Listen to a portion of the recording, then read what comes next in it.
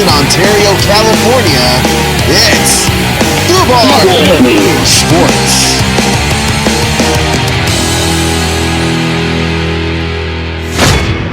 Hey everyone, welcome to Foobar Sports episode 32. I'm Josh. With the Foo. And we got Josie on the mix. Can't you morons do anything right? You can find our episodes on FoobarShow.com or any podcast app. And join us as we record on our Facebook group, Foobar Sports.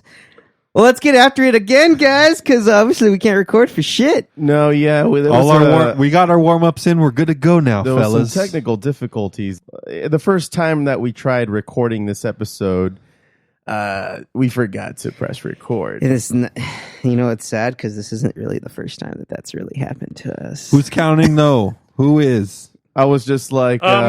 Can you repeat the part of the stuff where you said all about the things? Yeah, exactly. Well, you know what, Foo? Luckily for you, here we are. Right now, in the summer, there's not really much going on again. It's mostly baseball. You know, we're gearing up for what's going on in October. Preseason football just started too. Still some good baseball, though. Still good baseball. I mean, you know? I think there's 42 games left for the MLB season for most teams. Mm-hmm. So we're going to see the home stretch here, so to speak, Foo. Mm-hmm. Yeah, and it's been pretty exciting so far. Mm-hmm. A lot of teams have been doing surprisingly well, like the Mets, for instance. They're on a tear right now, and they're actually one of the teams to be afraid of going into the wild and card. you know what? A couple weeks ago, they were kind of playing 500 ball, so, you know. I mean, the first half of the season, they were terrible. Like, everyone was saying the only bright spot is Jacob deGrom, and there were even talks of them shopping Noah Syndergaard, and then blowing it up because Robinson Cano went down for an injury too. So it looked bad, and all of a sudden, boom, they just won. Like, was it 13 out of 14 games or some crazy-ass number? Crazy. They're on a Dodger-esque hot streak. Yeah, and the Dodgers, I mean, we've been consistent all year, and I think we are definitely the favorites for the World Series on the national side, you know, with the Braves coming up the rear. At least winning the pennant again. Yeah, for sure. We do lead the league, however, though, in walk-offs. Oh, yeah, I to believe win that. Games. Oh, I believe that. I think we're at 11 now. Good. That is a statistic that I very much like them to be ahead in, because that shows we're going to be able to do that, or at least we'll have a shot to do that. At least they're more clutch than they were last year, you know, and at least they're more clutch than a lot of teams. Yeah, the way they've right been now. winning these games has been very, very entertaining. And it has a lot to do with their younger players like Will Smith, the catcher, Fresh Prince Fu, the new Fresh Prince. Right. And he has been a hell of a surprise at catcher. Isn't he like the whitest guy on the team? Oh, well, yeah. Yeah. I mean, Alex Verdugo looks like he should be working on a farm in Texas, but, you know. Yeah. His last name's Verdugo, Foo. Right. Exactly.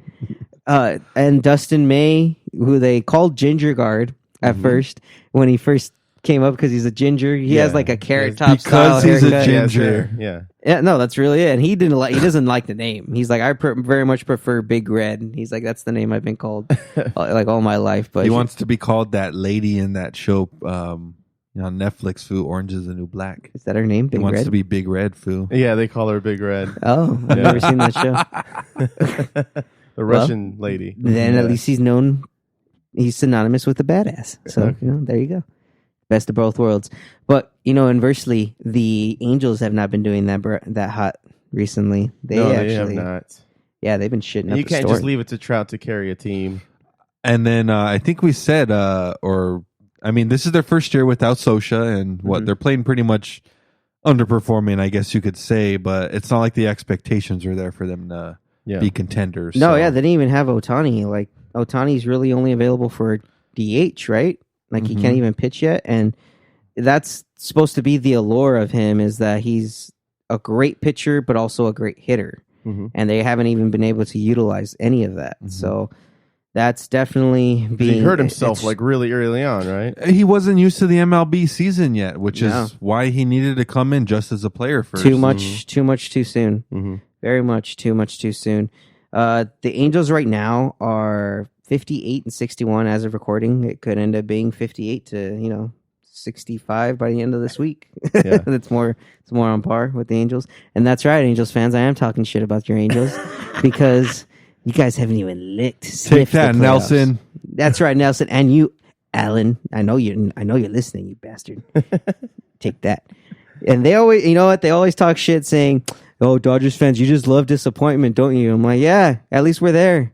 at least we show up. At least we show up. At least we Yeah. give it the old-fashioned college try. Foo. That's right. That's right. At least, I mean, we don't leave to bandwagon somebody else when somebody else is winning. exactly. Yeah, Yeah. Angels fans are just a whole other breed of cat. yeah, they are. 100%. But you know what? Let's go out to something a little bit more exciting, at least for us right now, with fantasy foosball. Oh, Yeah, man. It's this time of year where a lot of people are doing their drafts. Remember to take your own draft sheets. Don't ask other people for them because that's just annoying as fuck. the answer is no. Always. Yeah. Always. Let this go on record, Foo. You know what? I'm gonna Foobar Sports, episode 31. two. You know, I'm purposely gonna print out some older What free a cheat sheets douche. just for assholes that ask. If you ask, yeah, sure, here you go. Here's one from 3 weeks ago with five of these guys injured. Dude, and that not would playing. be so dope. Right? That would give you an edge because they didn't prepare. Holy yeah. shit, dude. Boom! You're welcome, Oh. people. You want to fuck over people in your draft? That's the surefire way Well, to do if it. you're listening to this podcast, you're on notice. Or you know what? Don't you could, take a cheat sheet or you know from what? me. Yeah, exactly. Or Josh. That's definitely Or Foo. Or Foo. You're the foo. Or, I mean, Joe C. I swear that happens so much. Yeah. Yes, I'm even actually thinking about figuring out a way to doctor, so it looks like it says 2019 instead of it's actually the 2018 one. So everyone's gonna be completely Yeah. thrown off. All right, too far, dude. No, fuck that, You're man. not Dr. Doom, dude. Chill. Print them out yourselves. It says Terry or I will. Bradshaw on it. Yeah, And fucking TJ Hushmanzada. Jeez. Wow, what a throwback. I'm throwing it way back, son. Way back. Trent Green. Yeah. Oh, too far? All right, too far. Well, you know what, man? Since it's that time of year, I think we should just talk about that more. There's a lot of potential sleepers and busts and breakouts for the 2019 season. And you can actually see this list. It's on ESPN.com. This is the likes of Stephania Bell, Matthew Berry. All the big experts have weighed in on this.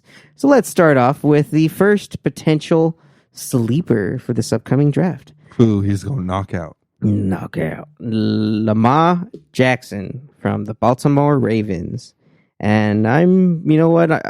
I'm not skeptical, but I'm a little intrigued. It's just, this pick has piqued my interest only because of the rushing attempts. It's intriguing because you're going to get 5-6 points just from running the ball, which, you know, is not addition to any touchdowns or yardage you're going to be getting. Yeah, exactly. He's going to be a matchup Nightmare. prone quarterback. Yes. When he has a good matchup, he could explode for 30 to 40 points. You're really going to want to pay attention to what defense he's going to be going up against because that's going to be a huge deciding factor. If you're going to be picking him up as a backup or a sleeper quarterback, as this is saying, you pretty much want to see what the bye week is of your number one quarterback. So if your number one quarterback's on a bye and they're playing not Cleveland Browns, they're playing the Arizona Cardinals, then you know what? Start Lamar Jackson because I think that's probably like a good matchup to where he'll all of a sudden explode, you know, or going up against the Buffalo. But well, no, the Bills actually have a pretty decent defense. You know, you want to look again or the Bucks. I mean, if the Bucks actually do anything, but you really have to find a quarterback favorable matchup for the defense. So number 2 is Derrick Henry from the Tennessee Titans, and honestly, I've been hearing Derrick Henry's name so much over the last couple years and have seen absolutely nothing. Last year he went in the second round and he was a bad pick last year. He did not have a great season up until I'd say week 14, which is pretty much the end of the year. So yeah, he's kind of a risky pick this year too for the same reasons. I mean, look, week 14 actually is, you know, it's actually a good spot for him to get hot, because that's around playoff time for a lot of people, maybe even championship time. But yeah, it's a risky pick still. He's definitely at least fourth running back. We'll see. Option. He's rated very high in CBS as well. Yeah, he is. So in our draft, he might go early. Yeah, that's true. That is true. Don't do it, Pussy. Next up's Jameis Winston, famous Jameis, is potential sleeper. It could go either way because he has. I think great another games Lamar Jackson-esque guy in the terms of when he has a good matchup against a weak secondary, he can blow up. And just last year, I think he had great numbers, like, top 10-ish numbers. So Yeah, but he was up and down. Like, that was the bad part about him. Like, he was so up and down. when he can't keep his head in the game, he's not a good player. No, he gets rattled easily. Mm-hmm.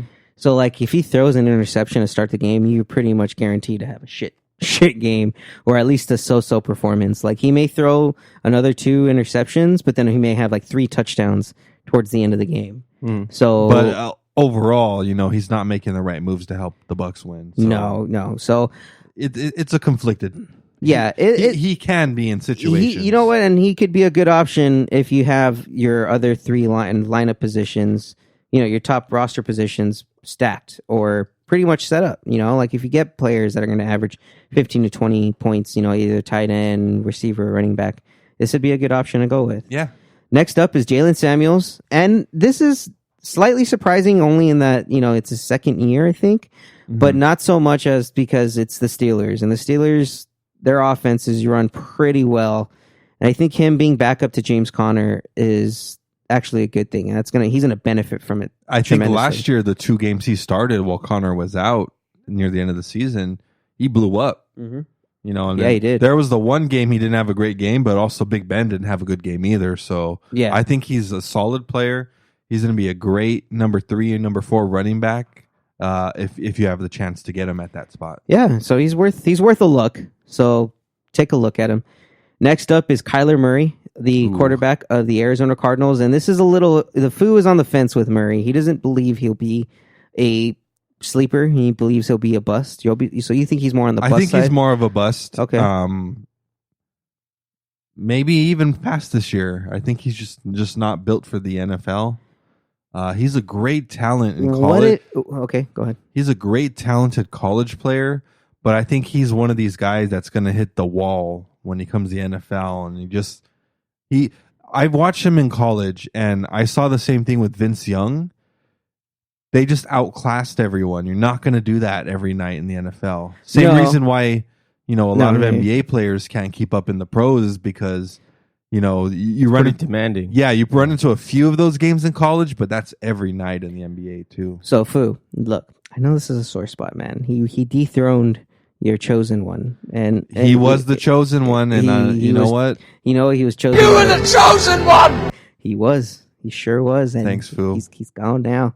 So just deal with it. You underestimate my power. For real though, I think Josh Rosen's going to be good. Well, he's not even starting in Miami again. It's going to be Fitzmagic, Foo. So what, blah? So what? Give Kyler Murray a chance, guys. At least as like a third quarterback option. I don't think he's backup quarterback caliber yet. Again, this is going to come down to how deep your research is on your draft, because you should be drafting people based on what your other player, for example, when you're deciding between a quarterback, it shouldn't be expected points or performance. You also got to look at their fucking schedule, dude. Yeah. And not 100%. just the schedule overall, but like what their matchups are week 14, 15, 16. That's playoffs, baby. You better have good matchups those weeks. Just win, baby. That's right. Raiders. So next up is Mark Andrews, tight end of the Baltimore Ravens. And I think this would probably be a good pickup only because they're probably going to use the tight end a lot in this scheme. I think with the, Lamar Jackson, right? Yeah. I think with his style with And skill set. And skill set that they have, and his ability to still play the Wildcat, so to say, I guess. You're going to rely on that tight end a lot to bail you out at the last minute. Yeah, no, definitely. So he's going to be a solid pickup. He's going to be a solid pickup. I would have him as a backup tight end. Again, not your starting tight ends, people. Even depends how your draft goes. You could load up at running back and receiver and have this guy. So you would be okay with just him as a tight end? Because it's still risky, man. Let's think about this. The top 5 tight ends. We got top number 1, Kelsey and Ertz. And Ertz. Then 1 and 2. After them, it's a pretty big drop off to Kittle. Kittle's not that much of a drop off. However, it is a drop off. Would you agree a little bit? No. You think Kittle's I that think guy Kittle's now? that guy. I think Kittle is that guy, dude. I think he's gonna show up next year. It's gonna be between You know what? those three. He did ball out with backup quarterbacks. He did, man. So with actually Jimmy Garoppolo as his quarterback, he's gonna have a breakout year. Foo, you hearing After this? Kittle, though, it's a big drop off to Jared Cook and that's what I Eric mean. And Ebron. after Kittle, there's still two more positions, and that's the top 5. That's not even top 10 yeah, out Oh, of yeah. 32. So that's what I'm saying. He might be a good option. Not going to get you that 15 points every week, but No, but there are better options, people. There are not many. but That's what I'm trying to get yeah. at. There's not many. Once you go past 4 or 5, you're kind of taking a gamble on anyone. So go tight end early, people. That's what we're trying to say. Open it up for the rest of us. God damn it, Josh, giving out the fucking secrets early. Open up Motherfucker. those tight ends. I've been saying it Open my them entire up. life. Just open them up. Next up's Tevin Coleman of the San Francisco 49ers. Speaking of Niners, I actually think he's going to have a good year this year. I think you hit the nail on the head just now.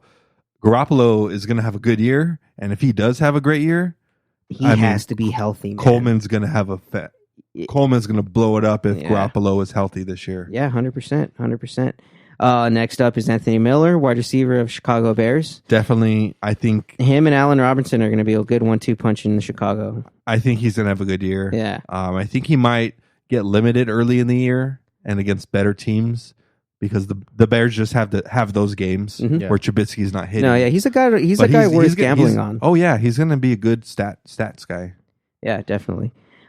Next up is the Oakland Raiders tight end, Darren Waller. And I don't know about this one. He's a big dude. 6'6", 255 pounds, who ran 4.46 40 at the combine. He now gets a chance to be in the starring role. This is going to be a sleeper bust guy because I've watched him and he's fast. He's great. He can get to spots.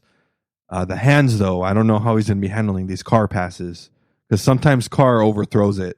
He does. Yeah, he does. And again, that's going to be the next person, Derek Carr of the Raiders. And he's definitely a big question mark because his stock is really going to depend on if Antonio Brown comes back, with all his whole helmet issue Fucking AB, bullshit. dude. That's a huge thing because that's really affecting his stock. Do you know what's going on with that, Foo? No, man. Antonio Tell me all Brown? about it. He doesn't want to. So he's threatening to retire from the league entirely because he doesn't get to use a helmet that he has been using for the last 10 years. All right. But the NFL has a policy where they recycle or they cycle helmets every 10 years. So that one that he used to use is completely discontinued.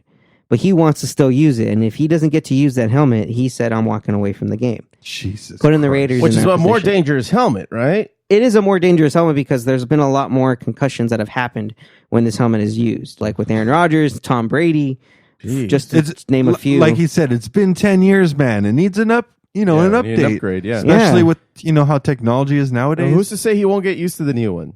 Exactly. It's just that he's just bitching and moaning because it's his first year with a new team. He wants to do his best, but at the same time, he wants to do it his way.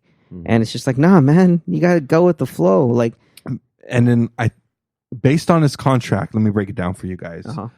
As big as a loss it would be to not have AB, at least we didn't pay him, the big money up front. He signed a $17 million contract, I believe, 16 or 17 mil. Uh-huh. Only $1 million was guaranteed for this year. And that was his signing bonus, which he's already got. So it's not like he has to we paid him 10 mil and he's going to have to give back 9 or 8 mil. Oh, He only- that even. he So they only- could just wipe their hands. Yeah, they with could just from wipe it. their hands and be like, if this is what you want, dude, cool. Peace out. We just lost a second round pick for him is all I think.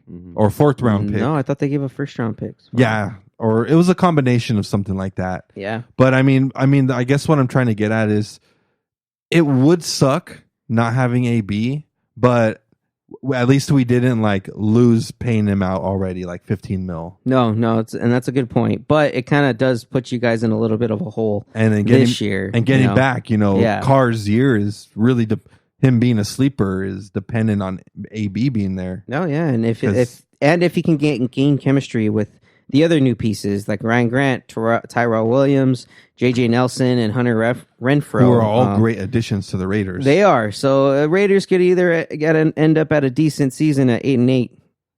Shit. Wow, what a douche. And with no AB, 4-12. Wow. I don't think AB's You're giving him a lot of credit, Josh. Oh, yeah, yeah, you're giving AB a lot of credit there, buddy. I am, especially with you Raiders. I'm trying to give you guys a little hope. Fuck you. Who we got next coming up? Next man? up is Darrell Henderson, the rookie running back from the LA Rams. And I'm hearing a lot of good things about him so far. I don't know what Gurley is. That's why. It's going to be a split backfield. Right now, he's projecting at like the late second round. In our league, he'll go first round just because I know who's in our league. But as far as any other league, he's going at least second round, and Henderson's going 3 or 4 because right now they haven't disclosed it, but everyone thinks something's wrong with Todd Gurley's knee because he didn't play at all in the Super Bowl, barely played in the NFC Championship game, and even now, like they're not playing him at all during preseason, so no one knows what he looks like as far as any of mobility. Like he barely practices too. So who putting all that bad juju on his knee? I mean, I'm just putting out the facts here, guy. But Darrell Henderson, like putting that out there for man. I'm all sorry. This negative energy. I know. I'm sorry. Like Darrell Henderson, they drafted him high as a second round running back, so they have intentions of using him. I think he's gonna have a good year because I'm not sold on the fact that Gurley's still going to be the elite, the Pro Bowler that he was for 2 years, the cream of the crop. Yeah. No, all that amount of production was doomed to have a severe drop off. Like he was just insanely productive. He was overused a lot, and that's on McVay, and I think McVay's a fucking dick for that. Dang, yeah, I think he's a dick, dude. Hot take, guys. Sean McVay's a douche. Sean McVay, you're hearing I'm glad from Goff Foobar. wanted to fucking bone his chick. Heard it here first. Next one is a tight end I really hate to draft. Jordan Reed. This guy. No, I don't agree with this at all. This is a guy I will purposely skip over, even if he's the best guy by far available. Why do you say this? He is always fucking hurt. And suppose that they always portray him as like the best tight end around there. Top 3 talent. But he takes too many chances. He always gets hurt. He doesn't tie his shoelaces, foo. He sprains his ankle and fucking every other week. Yeah. And sometimes during practice. Oh, you find out before the game even starts. And then sometimes it happens during the game, which pisses you off even more. I remember I drafted him one year and I had a good draft so far. And I kind of leapt on him early, with my 5th pick. And that was a mistake because I could have had I could have had Steve Smith early, number 5, because I think he ended up going 9th round that year. Yeah. And he went on that streak of games, putting up 20 for 6 weeks in a row. I had Rodgers that year that he went down. That was the worst, man. That was so depressing. Well, also you had what's his name go down from the Falcons last year. Oh, Devin Booker? No. Or who? From the Falcons, the running back, Devonta Freeman? I didn't have him last year. It was the year before. It was the same year Rodgers went down. Oh. Yeah, it was the same year Rodgers went down. 2 of this guy's fucking best people go out. That was a terrible year. Thank God I didn't win Sacco, though. Yep. It kind of makes you think, Foo, because those guys were unavailable, which pretty much means he did not have a number 1 and a number 3 pick. Yeah. And he still had a decent year. Imagine just filling in another person at that slot and being able to secure another guy later. Yeah, but to lose 2 guys like that, man, there was no coming back for me. Anything can happen in this draft. It's true. That's true. Next up is Christian Kirk, wide receiver from the Arizona Cardinals. So I think they're really banking on Kyler Murray having a pretty decent year. Nope. So the Foos not convinced. Nope. Kyler, you're on notice. The Foos put you on notice. You better ball, man. Ball out or I'm coming for you. All right. So that was the last of the sleepers, Christian Kirk. Now let's get on to the busts. God damn, we haven't even gotten to the bust yet. No. So the first bust, and you're actually going to be very pissed off that I'm even saying this, Foo. Patrick Mahomes. Why am I going to be pissed? Because he was your boy last year. And I traded him to you. That's true. And then he was such my over. boy. I got rid of him, Foo. My boy. So what do you think about that that? I left though? on the porch Do you think? Wow. in his little basket. Okay. Do you think Patrick Mahomes is a bust? No, not by any means at all. What about the next one that's on here, Le'Veon Bell? Yes. I think so as well. I do not think he's. I think he's going to Dude, disappoint anyone a lot of who people. plays on the Jets sucks. Yeah, it's the Jets. They suck. Only their no names end up like balling out. Yeah, like Robbie Anderson and Yeah. Quincy Enunwa. Enunwa. Next one is Delaney Walker. Yeah, I think it's time that he finally has a decline. Yep. He is old. He's had solid years. He's had solid years. He's always been a good backup tight end for me. No more, Foo. No siree. Also, Sammy Watkins of the Kansas City Chiefs. Yep. I think that's a risky pick. Yeah, I wouldn't have picked him even last year. Next, also Eric Ebron of the Indianapolis Colts. Really? They're saying he's going to be a bust. Really? That is surprising for me, only because I don't think he's going to be a bust. I think Luck's going to use the shit out of him. Foo, he's got to throw it to somebody. He sure does. Also, Sony Michel is As a bust? You know what? And that's not on Michelle, actually, because if he has one bad game, we won't see him for 3 games. Yeah, because there's Because Bill Belichick runs a tight ship, Foo. There's little reason for him to have increased numbers because he's going to be playing behind Damian Harris, James White, and Rex Burkhead. So it's a 4-headed running back by committee. I mean, personally, I think he should be the top running back on that team. But the way Belichick likes to use him, he doesn't use him too much. And like I said, that's nothing on him. If he were on a team where they were going to feature him, he's a 2nd-round pick, no hand. He has to hit it out of the park every game for him to stay in the game. He's going to be a risky pick early. Because that's what it's going to come down to. The running backs are going to like tap out after 6 or 7, and you're going to get all these middle-class guys that could be unknown. Next up is Hunter Henry, the tight end of the LA Chargers. I agree with that only because I think they're going to be utilizing their running backs and their receivers more than their tight ends. I actually think he's going to have a good year. You think so? Yeah. Interesting. Rivers getting to the point where he's going to start to throw it immediately off the line. Okay. And then, that's pretty much the last bust. Next up is actual breakouts. So I'm just going to go through them. Just give me your quick thoughts.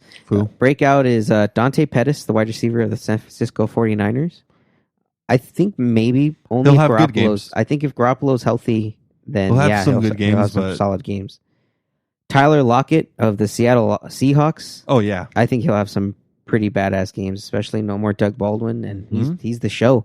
He's the show in Seattle with Russell. For show. Yes, sir. Josh Jacobs, running back of the Oakland Raiders. He is potentially a breakout for this year. Yes, he has the chance to do it. Yeah, and then Will Fuller the fifth of the. They have the fifth in fifth. They he put the V in there. I'm just saying. Wide receiver of the Houston Texans. It's not even that great of a name to try to like keep it going. It's a family name. William Fuller. William Fuller. His life's not empty. It's fuller. Here, Wolf. That's right. Next up is Marlon Mack, running back for the Indianapolis Colts. I think he'll definitely have a breakout year. He had his ups and downs last year, and I know he was pretty much played a lot on the waiver wire in our league. But he was worth it at the end of the year. For sure. And this one actually may be someone you may draft. DJ Moore, wide receiver of the Carolina Panthers. He may have a breakout year. That's right. And I think he will, especially since he'll pretty much be the only other guy. I think the Panthers are going to have a great year. Yeah, especially with Christian McCaffrey. Definitely. Damian Williams, the running back for the Kansas City Chiefs, may be a breakout. Again, people saying Mahomes might not is going to have a down year. Disagree, and Damian Williams is going to put up some numbers. Yes. And then Baker Mayfield, I think he'll actually put up numbers this year. He's going to be a solid backup quarterback until he can prove. I think he's going to do how you described to me the other day. Browns are going to be fine this year, Foo. They're going to go 8-8. Yeah, that's what I said, backup quarterback. He's not your everyday guy, man. Nope. Not at all. It's going to be Eli 3.0. Pretty much.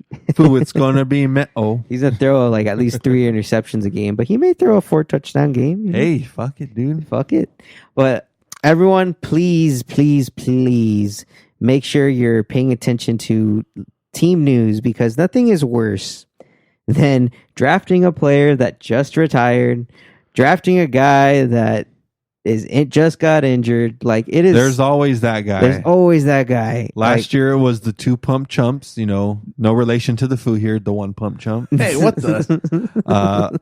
And funny story, I'll follow up with after. I doubt it. But last year they drafted LaShawn McCoy, who retired. No, they drafted DeMarco Murray. DeMarco Murray, who just retired. So we gave it to him. We're like, you can't. Nope, sorry, you wasted a spot.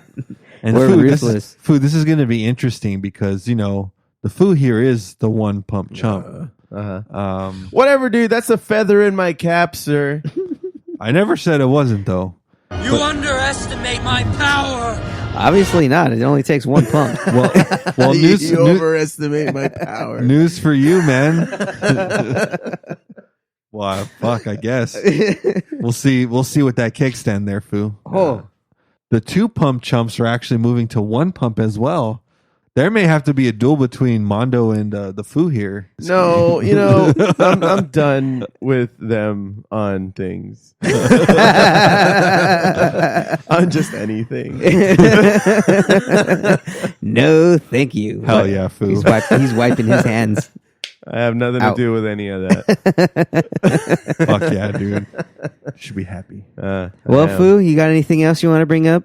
Nah, I'm just looking forward to the draft. Think I'm going to be making some interesting food for the draft. Oh, yes. I always love the interesting concoctions you come up with. Don't they usually give you gout? Hey, look, man, we don't Who ask cares, Foo? questions. Oh yeah. You know what? I didn't think of it that way. Yeah, that's your fault. There's going to be a huge pool, Foo. I can just put my foot in it. Yeah. Well, Foo facts. Foo facts. Thanks, Foo. never change. Never change. You're gold, man. Well, thank you, everyone, for listening to Foobar Sports. Again, you guys can catch us at foobarshow.com. Remember to print out your goddamn draft rosters or your spreadsheets before. Do not ask people to do it for you. It is a dick move. Foo, on the day of, guess how many people are going to be asking me for my cheat sheet, Foo? Everyone. Is this your family? Yes. Yeah. Everyone. All